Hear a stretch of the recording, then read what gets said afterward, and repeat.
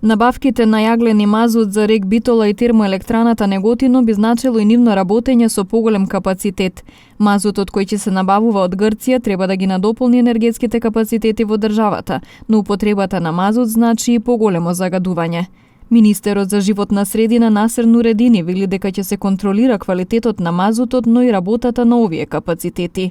Во меѓувреме екологистите предупредуваат дека скапата струја, поскапените огревни дрва и кризата со енергенси може да ги натера граѓаните да согоруваат материјали штетни за здравјето на луѓето. Најголема опасност е горењето на гуми за грејење.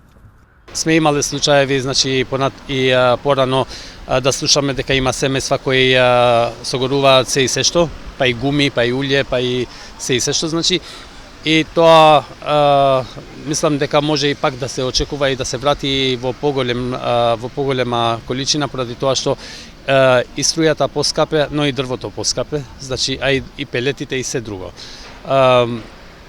За жал би сакал да бидам оптимистичен, но воопште не сум и сметам дека зимата која доаѓа, која е пред нас, ќе биде уште позагадена од минатите години.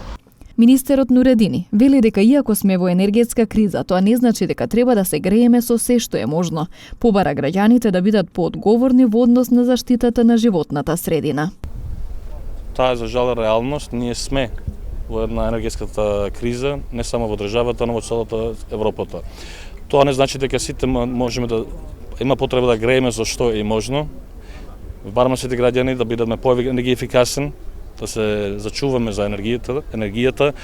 По-ефтина е да грееме со струја, уште, од тоа со уште палети и другите.